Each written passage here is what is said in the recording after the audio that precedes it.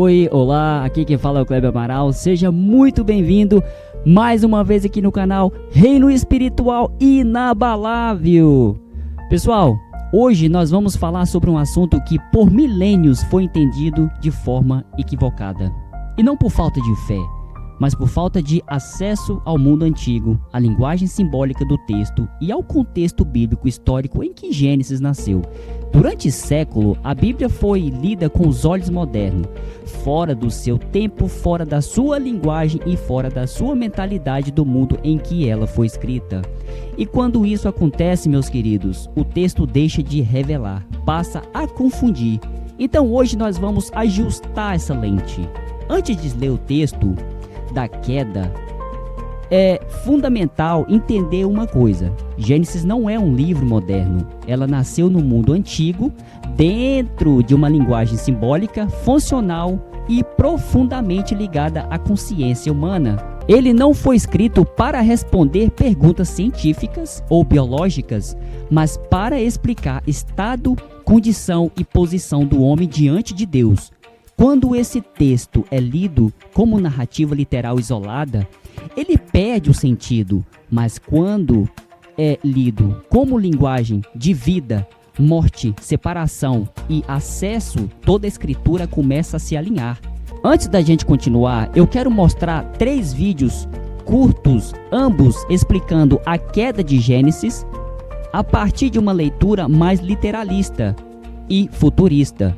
E eu quero deixar algo bem claro: isso não é para atacar a fé de ninguém, não é para desrespeitar pessoas, e muito menos para diminuir alguém. Eu não sou melhor do que ninguém, eu também cometo erros. A ideia aqui é simplesmente ouvir e entender como esse texto é normalmente explicado, e a partir disso, refletir juntos sobre a linguagem bíblica e sobre como esse texto foram escritos. E eu volto logo após o vídeo. Da serpente, que ela foi um animal que outrora voava e andava. Isso já explica que ela, a partir de hoje você vai rastejar sobre o pó da terra e tudo mais. Eu imagino que deveria ser um animal lindo, maravilhoso. E Satanás deve ter pego esse animal ali e começou a falar com Eva através do animal, como se o animal fosse um meio entre ele e Eva. Irmão e irmã, o diabo é astuto. Ele conseguiu seduzir Adão e Eva, os nossos primeiros pais. Veja, hoje eu e você estamos feridos pelo pecado e, portanto, nós temos a concupiscência, a herança do pecado original. Adão e Eva não tinham concupiscência. Adão e Eva estavam fresquinhos. Deus tinha acabado de criá-los. Eles eram justos, eles eram santos. Mas o diabo conseguiu seduzir. O diabo é astuto. Você não pode dormir no ponto. O diabo é astuto. Então, só para você não ficar boiando na história, eu preciso que você entenda que depois que Deus fez Adão e Eva, Deus colocou um limite para ele, dizendo: de toda a árvore do jardim você pode comer, menos de que uma é essa? A árvore do conhecimento, porque o dia que você comer, certamente você morrerá. Sim ou não? Até aqui tudo bem? Deus permite o homem comer de tudo, porém põe um limite dizendo: dessa aqui você não pode comer. A serpente, possuída pelo diabo, conversa com Eva e a convence. Não é hora de falar, não tá? E a convence de comer do fruto da árvore. Sim ou não? Porque o diabo falou o contrário. Presta atenção, porque eu vou pregar hoje sobre queda. Porque o diabo vai ensinar o contrário do que Deus ensinou. Porque Deus falou: se comer morre. E o diabo falou: morre nada. Se tu comer, você vai ser igual a Deus. Ela vai acreditar no que o diabo falou e vai desprezar do que Deus havia falado com Adão. Quando ela come do fruto, a Bíblia diz que ela dá ao seu marido. E quando Adão e Eva comem do fruto, Deus desce. Quando Deus desce, Adão se esconde. Quando Adão se esconde, Deus pergunta: onde tu estás? Adão vai responder: me escondi porque estou nu. Senti o vento da minha voz e me escondi porque eu estou nu. Deus disse: comeu da árvore? Então, pessoal, vocês assistiram o vídeo. Existe algo muito humano aqui. Algo que todo pai, toda mãe e todo educador conhece. Quando você diz a uma criança: não faça isso, você não está criando o erro. Você está nomeando um limite e despertando a consciência da possibilidade. Antes da proibição, preste atenção, meus queridos. Antes da proibição, muitas vezes não havia nem curiosidade. Mas quando o limite é nomeado, nasce a percepção, nasce o pensamento, nasce o raciocínio e nasce a escolha. E quando o homem se torna consciente, nasce a liberdade. Mas nasce também o conflito interior. Você está entendendo? Depois de ouvir essas explicações, antes da gente concordar ou discordar, tem algo que precisa ficar claro. O problema muitas das vezes não é falta de fé. É o tipo de leitura que fazemos do texto. Quando Deus inspira o homem a escrever, ele não suspende a cultura, não suspende a linguagem e nem a estrutura mental humana. Deus se revela dentro da capacidade humana de compreensão. Por isso o autor usa metáforas, imagem e personagem, não para inventar uma história, mas para traduzir um evento real ocorrido dentro da consciência humana. Agora vamos ler o texto, Gênesis capítulo 3, do verso até o 14. Está escrito da seguinte forma: ora, a serpente era mais astuto de todos os animais do campo que o Senhor Deus tinha feito. Ela perguntou à mulher: foi isso mesmo que Deus disse? Não comam de nenhum fruto das árvores do jardim? A mulher respondeu à serpente: podemos comer do fruto da árvore do jardim, mas do fruto da árvore que está no meio do jardim, Deus disse: não comem dele, nem toquem nele, para que não morram. Então a serpente diz à mulher: é certo que vocês não morrerão, porque Deus sabe que no dia em que dele comerem, os olhos de vocês abrirão, e vocês serão como Deus, conhecendo o bem e o mal. Vendo a mulher que a árvore era boa para se comer, agradável aos olhos e desejável para dar entendimento, tomou do seu fruto, comeu e deu também ao seu marido. E ele comeu. Então os olhos de ambos se abriram, e percebendo que estavam nus, costuraram folhas de figueira e fizeram cintas para si. Quando ouviram a voz do Senhor Deus, que andava no jardim pela viração do dia, esconderam-se da presença do Senhor Deus, o homem e a sua mulher, por entre as árvores do jardim. O Senhor Deus chamou o homem e lhe perguntou: onde você está? Ele respondeu: ouvi a tua voz no jardim e tive medo, porque estava nu e me escondi. Deus perguntou: quem lhe disse que você estava nu? Você comeu da árvore da qual lhe ordenei que não comesse? Então o homem disse: a mulher que me deste como esposa, ela me deu da árvore e eu comi. Então o Senhor Deus disse à mulher: o que foi que você fez? A mulher respondeu: a serpente me enganou e eu comi. Então o Senhor Deus disse à serpente: visto que você fez isso, maldita é você entre todos os animais. Agora, meu irmão, minha irmã, preste atenção. Vamos resolver isso. É importante entender a linguagem usada aqui. Quando Deus disse ao homem que ele pode comer de toda a árvore do jardim, mas não deveria comer da árvore que estava no meio do jardim, o texto não está falando de botânica e nem de geografia, tá bom? Preste atenção. Na língua antiga, meio não aponta apenas localização física. O meio fala de centralidade, de governo, de critério, do que organiza todo o resto, assim como o coração é o centro do homem, assim como Jerusalém foi o centro simbólico do sistema da antiga aliança. A árvore, no meio do jardim, representa o núcleo do critério humano, o centro que governa, a consciência. O texto começa declarando liberdade. O homem podia comer, viver, explorar, crescer. O projeto não era controle, era relação. A restrição não está ligada ao corpo, mas ao critério de consciência. A árvore do conhecimento e do mal não representa moralidade abstrata. Ela representa tentativa de definir por si mesmo o que é certo e o que é errado, independente da vida que procede de Deus. Quando o texto diz, seus olhos se abriram, ele não está falando de visão física. Adão e Eva já viam. Preste atenção, meu querido. Eles não eram cegos, você está entendendo? A abertura dos olhos aqui é o nascimento de um tipo de consciência.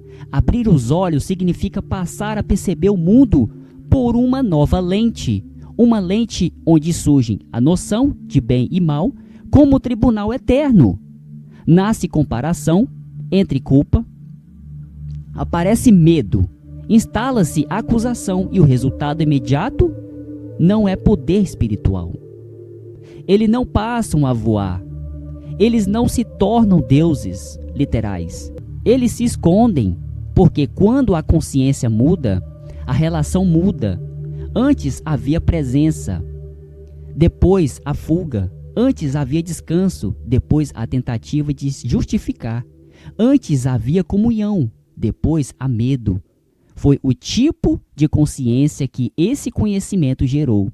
O texto descreve o nascimento de uma consciência acusatória, uma consciência que olha para si e já não se sente suficiente. E é exatamente isso que toda a Escritura vai tratar depois disso. Não de devolver o homem a um jardim geográfico, mas de curar essa consciência, de restaurar a forma como o ser humano se percebe e se relaciona com Deus. Por isso, redenção não é regressão. Preste atenção, meus queridos. Redenção não é voltar atrás. Redenção é aprender a enxergar de novo, sem medo. A morte anunciada no texto não é morte física imediata. O homem continua vivo biologicamente, mas entra num estado de existencial, de separação, vergonha, medo e acusação. Essa é a morte bíblica, apresentada em Gênesis. Existir desconectado da fonte da vida. Vocês estão entendendo, meu querido? A queda não acontece primeiro no ambiente, ela acontece dentro do homem. O problema não é o fruto, o problema é quem governa a consciência. Agora entra um ponto essencial que quase sempre passa batido. O que significa Éden? A palavra Éden, na base do termo, carrega a ideia de deleite, prazer, abundância, um lugar de delícias, um ambiente de provisão. Mas aqui é importante, no texto bíblico, Éden funciona como mais do que geografia.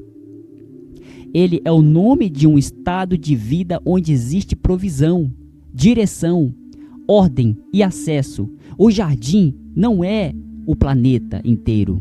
O jardim é um ambiente preparado em um lugar de vida, de presença e de sustento. Por isso que o texto distingue o jardim e o Éden. O Éden é a região do deleite, do suprimento. O jardim é um ambiente cultivado dentro dessa região e o espaço de convivência e administração. Na linguagem do mundo antigo, isso comunica que o homem foi colocado num estado de vida onde havia relação, provisão. E o trabalho ali não era sobrevivência pesada, era cultivo com sentido. Quando o texto fala da expulsão do jardim, ele não está dizendo que Deus expulsou o homem do planeta. Ele está dizendo que o homem perde um tipo de acesso. Ele sai do ambiente de provisão e entra no campo do suor, da ansiedade, do esforço como sobrevivência e do medo como governo anterior. E por isso que, fora do jardim, o texto descreve dor, suor, espinho e o peso de viver sem descanso interno. Não porque Deus mudou, mas porque a consciência mudou e a vida passa a ser percebida por um tribunal interno. E aqui entra um detalhe forte: a expulsão do Éden e a perda do acesso à árvore da vida. E isso não é uma maldade de Deus, isso é proteção, porque viver internamente como uma consciência adoecida por medo, culpa e acusação não seria redenção, seria prisão. Se o homem tivesse acesso irrestrito à árvore da vida, naquele estado, ele internalizaria a própria miséria interior. Você está entendendo, meus queridos? Por isso, o bloqueio do caminho não é punição, é proteção. A espada flamejante não guarda um lugar geográfico, como se Deus estivesse protegendo um ponto turístico do passado. Ela guarda, preste atenção, meus queridos, ela guarda um estado de consciência irreversível. O homem não pode simplesmente voltar ao estado anterior, porque agora conhece por dentro o tribunal do bem e do mal. O caminho agora é retorno, a redenção. A figura da serpente em Gênesis também não surge no vácuo. Preste atenção, meu querido, é muito importante isso aqui. Moisés foi criado num mundo profundamente simbólico, especialmente dentro do ambiente egípcio, onde serpente aparece ligada a poder, sabedoria e autoridade. Isso nos ajuda a perceber que o texto não está introduzindo geologia e nem um personagem mitológico literal. Ele está usando linguagem simbólica compreensível para aquele mundo. O foco do texto não é um animal falando, mas o que acontece dentro do homem quando a consciência se desloca. Você está entendendo, meus queridos? E isso se confirma quando olhamos para Jesus, por volta do ano 30 ao 33, quando Jesus chama os fariseus de raça de víboras. Ele não está apenas xingando, ele está nomeando um sistema, raça de víboras. Fala de origem, de mentalidade, continuidade de postura, um padrão de consciência baseada em acusação e manipulação. Ou seja, do Gênesis aos Evangelhos, a serpente nunca foi geologia. Você entende? Sempre foi linguagem para sistema, postura e acusação. Agora, observe algo muito coerente na narrativa. O texto disse que a mulher comeu e deu ao marido. E ele comeu. Adão não estava ausente. Ele estava com ela. Ele não intervém. Ele não pergunta. Ele participa. E isso é confirmado por Paulo. Em 1 Timóteo capítulo 2, verso 14. Diz: e Adão não foi enganado, mas a mulher, sendo enganada, caiu em transgressão. Isso muda completamente a forma de entender a queda. Adão não foi enganado no discurso, ele sabia da ordem. Ele entrou inconscientemente num critério de consciência que ainda não conhecia por dentro. Ele conhecia o mandamento, mas não conhecia o efeito existencial. Separação, culpa, acusação. Ele conhecia a palavra, mas não conhecia o peso da existência. Por isso Paulo diz que por um homem o pecado entrou no mundo. Não porque Eva não teve papel, mas porque o governo e a responsabilidade estavam ali. E o silêncio de quem governa também é ação. Paulo aprofunda esse princípio em Romanos capítulo 7, verso 7. Eu não conheceria, meus irmãos, presta atenção. Eu não conheceria o pecado se não fosse pela lei. Paulo não está dizendo que a lei cria o pecado. Ele está dizendo que a lei revela, nomeia e desperta a consciência do erro. O mandamento não cria a possibilidade do mal, do nada. Ele torna a responsabilidade consciente, e uma consciência desperta, pode escolher, pode discernir, pode transgredir. Então o texto não diz o homem morreu fisicamente. Ele diz os olhos se abriram. A partir daí surge vergonha, medo e culpa. Não porque Deus mudou, mas porque o homem mudou por dentro. E quando Deus pergunta onde você está, essa pergunta não é geográfica, meus queridos. Deus não perdeu Adão no jardim, meu Deus do céu. Essa é uma pergunta de estado interior, de posição, de consciência. Deus não chama Adão para informar a Deus. Deus chama Adão para que Adão perceba onde ele está agora. Não em espaço, mas em consciência. Gente, olha, o texto é muito claro. Mas, infelizmente,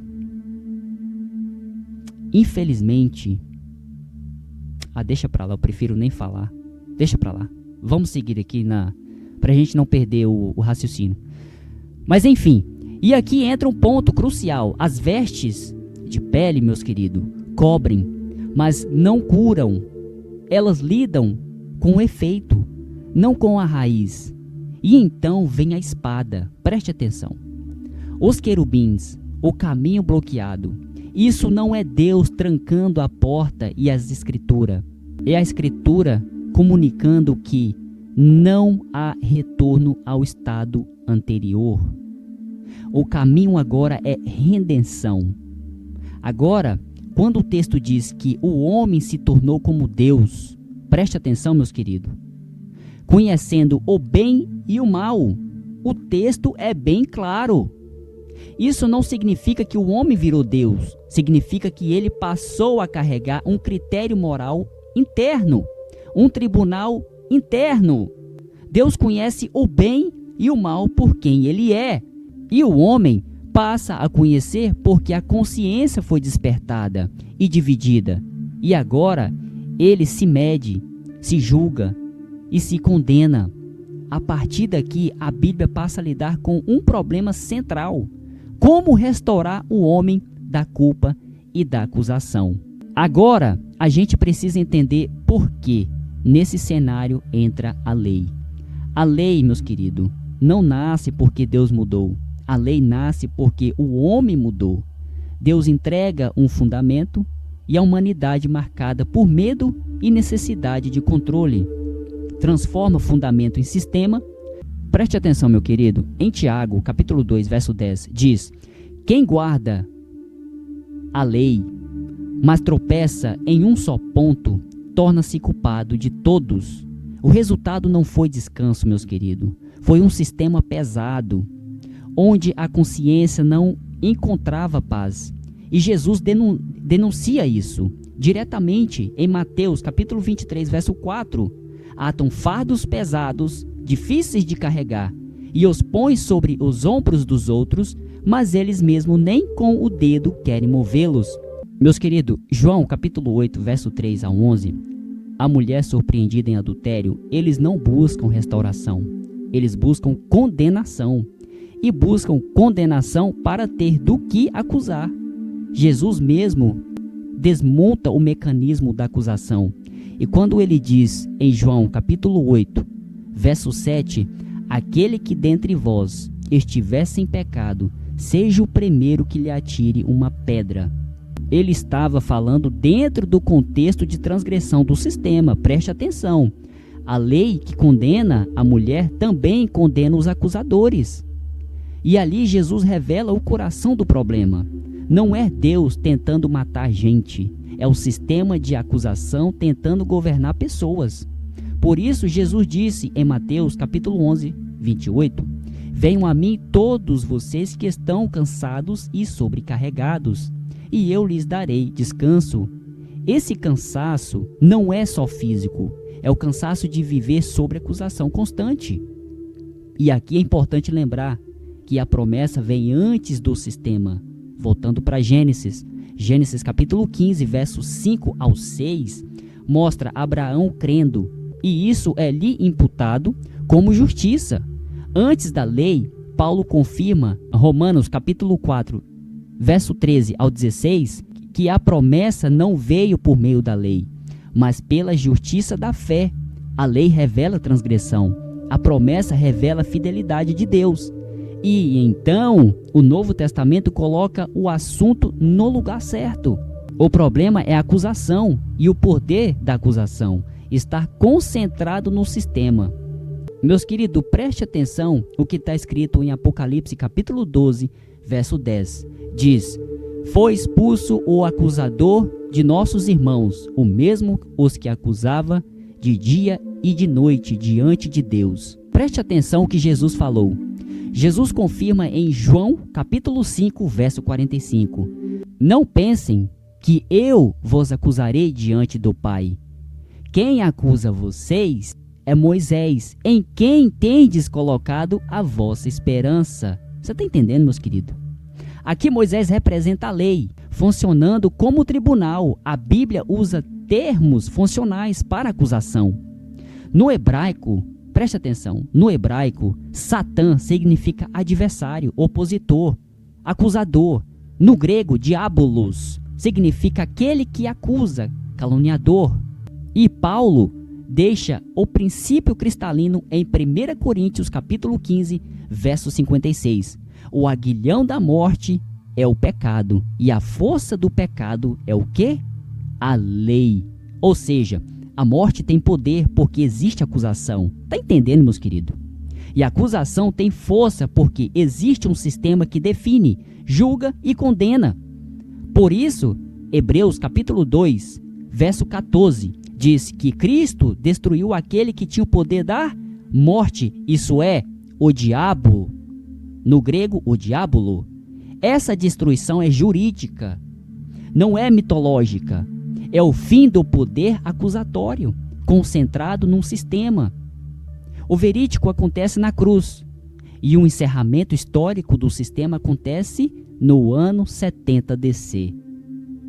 Hoje, eu reconheço que milhares de pessoas estão acordando desse pesadelo. Eu sou muito feliz por isso. Muito, muito, muito. Meus queridos, hoje eu descanso. Hoje eu descanso. Sem ter que preocupar com mandamentos, preceitos e rudimentos de sistemas religiosos.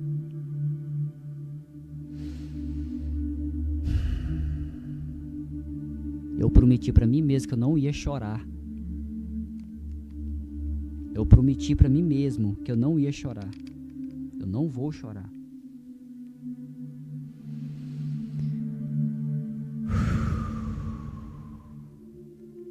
E isso, meus queridos, precisa ficar muito claro. Era a geração deles, dentro daquele tempo, dentro daquele mundo. Agora, deixa eu responder uma pergunta que sempre aparece. Qual evangelho foi pregado e a quem? Está escrito em Mateus, capítulo 10, verso 23. Diz: em verdade vos digo que não acabareis de percorrer a cidade de Israel até que venha o Filho do Homem. Mateus, capítulo 16, verso 28, diz: alguns dos que aqui estão não provarão a morte até que vejam o Filho do Homem vindo em seu reino. Isso tem prazo gerencial e público original. A linguagem de vinda é linguagem profética de manifestação de autoridade e juízo conectado a Daniel, capítulo 7. E em Mateus, capítulo 24, verso 14 diz: e este evangelho do reino será pregado em todo o mundo para testemunho a todas as nações, então virá o fim. Meus queridos, era quantas nações naquela época, meus queridos? Vocês sabem? Vocês saberiam me responder isso? Meus queridos, A palavra, preste bem atenção, a palavra mundo ali é oikomene, no grego. O mundo habitado, o território organizado do império daquela época. Não o planeta inteiro no sentido moderno. Em Marcos, capítulo 16, verso 15 diz: toda criatura, linguagem representativa, missionária do mundo antigo. Entende? E Paulo confirma o alcance dentro do próprio tempo em Colossenses capítulo 1, verso 6 e capítulo 1, verso 23, com verbos no passado, dizendo que o evangelho já havia alcançado o mundo deles. Ai, meu Deus, me ajuda! Em Gálatas capítulo 2, verso 7 ao 9 mostra o mesmo evangelho chegando a públicos diferentes, circuncisão e incircuncisão, dentro da transição entre alianças. Agora eu quero fechar voltando ao ponto principal. Por que o fim disso tudo não é discussão? É clareza. Gênesis não está tentando explicar um pecado mágico. Ele está descrevendo o nascimento de uma consciência dividida, meu Deus do céu, e acusatória, medrosa. Éden, na linguagem do texto, é o ambiente do deleite, da provisão e do acesso. A queda é perder o acesso à vida. Não porque Deus foi embora, mas porque o homem passou a se ver por medo. A espada comunica que não há retorno à inocência. O caminho agora é redenção. E redenção não é regressão. É cura da consciência. No final da escritura, a árvore da vida reaparece em Apocalipse capítulo 22, verso 2. Ela não está mais no jardim isolada. Preste atenção, meus queridos. Minha irmã, meu irmão. Ela está no meio da cidade. A vida deixa de ser acesso restrito e passa a fluir para a cura das nações. Isso não é botânica, é plenitude e vida acessível. E Apocalipse capítulo 23, verso 3 diz que já não haveria maldição. Ou seja, o texto está dizendo que o reino não é um sistema de acusação, é vida e restauração. E consciência é consciência reconciliada. E aqui eu quero traduzir isso para a vida prática. Preste atenção, meu querido. Viver no Espírito não é viver em êxtase místico, nem em performance religiosa, nem em medo. Viver no Espírito é viver em estado de consciência reconciliada. Não é algo que você conquista, é algo que foi feito. A obra é consumada, o acesso foi aberto, meu Deus do céu. O problema não era Deus distante.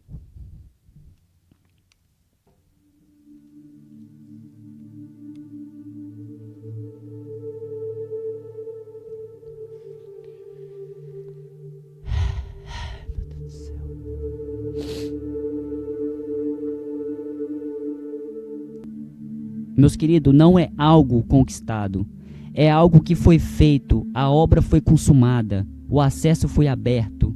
O problema não era Deus distante, era a consciência não esclarecida.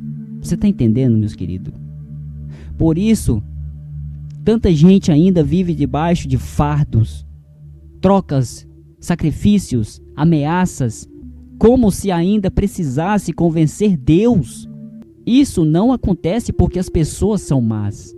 Acontece porque foram ensinadas a viver por desempenho em vez de compreensão. Uma mente reconciliada não precisa performance de espiritualidade. Ela não precisa de provar aceitação. Ela vive a fé como vida, não como vitrine. E mesmo vivendo num mundo confuso, viver no Espírito não significa que o mundo vira perfeito. Significa que você não precisa se perder junto com ele. Você não vive mais governado pelo medo. Preste atenção, meus queridos. O reino jamais será abalado. O reino é espiritual, meu Deus do céu. Não é controlado por homens. Não depende de estruturas. É governado pelo próprio Deus. Preste atenção, meu querido. E quando a Bíblia fala que não há sol, lua e estrelas exercendo domínio, ela está dizendo que não há mais governos de opressão espiritual controlando a consciência, porque o próprio Deus é a luz e o governo do reino espiritual. Tá bom, pessoal? E chegamos ao fim dessa mensagem. Que isso não gere medo, mas descanso. Que não gera fuga do mundo, mas presença consciente nele. E cada um siga não sobre acusação, mas sobre vida. E se esse conteúdo te ajudou a enxergar as escrituras por um outro ângulo, deixe o seu like, se inscreva no canal, tá bom? Ative o sininho para acompanhar os próximos vídeos. Um forte abraço, um beijo no coração. Até o próximo vídeo. Fui!